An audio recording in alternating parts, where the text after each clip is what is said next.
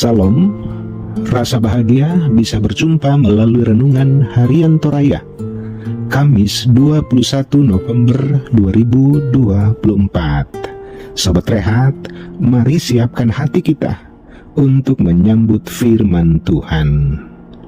Firman-Mu adalah firman kebenaran. Layakkan kami untuk mendengar dan melakukannya di dalam nama Tuhan Yesus. Amin. 2 Raja-Raja 22 ayat 1 sampai 10. Yosia Raja Yehuda, kitab Taurat ditemukan kembali.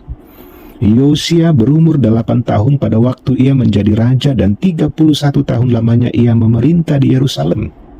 Nama ibunya ialah Yedida binti Adaya dari Boskat. Ia melakukan apa yang benar di mata Tuhan dan hidup sama seperti Daud bapa leluhurnya dan tidak menyimpang ke kanan atau ke kiri.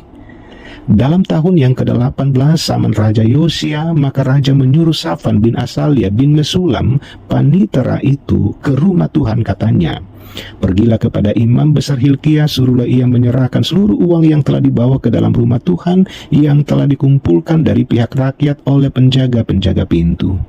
Baiklah itu diberikan mereka ke tangan para pekerja yang diangkat untuk mengawasi rumah Tuhan, supaya diberikan kepada tukang-tukang yang di rumah Tuhan untuk memperbaiki kerusakan rumah itu, yaitu kepada tukang-tukang kayu, tukang-tukang bangunan, dan tukang-tukang tembok, juga bagi pembelian kayu dan batu pahat untuk memperbaiki rumah itu.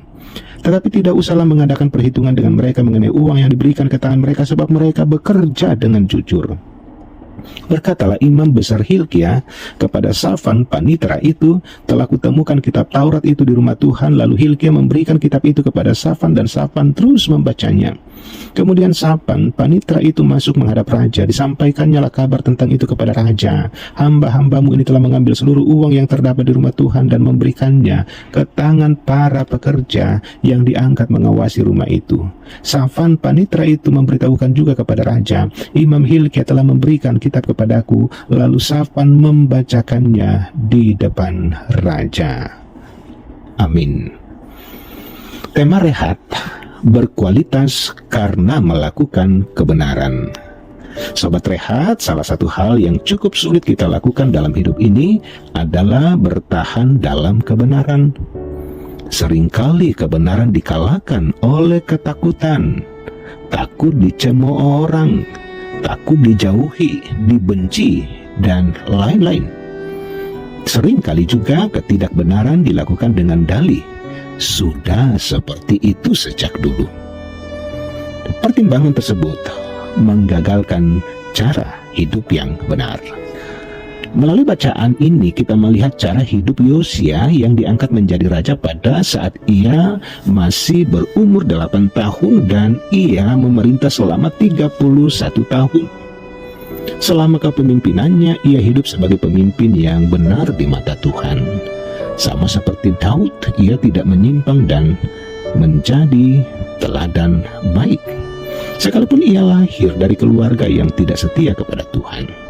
Ayahnya seorang raja yang melakukan apa yang jahat di mata Tuhan. Selama masa pemerintahan ayah dan kakeknya, bait suci telah disalahgunakan. Hizkia leluhurnya telah mengambil barang-barang bait suci untuk membayar upeti kepada Sanherib. Keadaan itu menunjukkan kualitas kepemimpinan dan moralitas buruk suatu bangsa. Yosia tampil menjadi seorang pemimpin yang taat dan setia kepada Tuhan. Tuhan menjaganya di jalan yang benar dan memakainya membawa perubahan besar bagi bangsa Israel. Hal itu tampak melalui perbaikan kembali rumah Tuhan.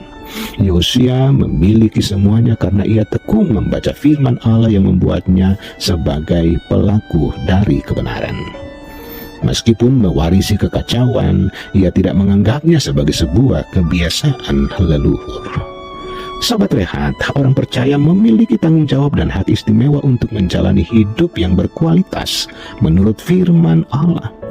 Kita semua bertanggung jawab untuk membaharui warisan atau kebiasaan hidup yang tidak benar berdasarkan firman Tuhan.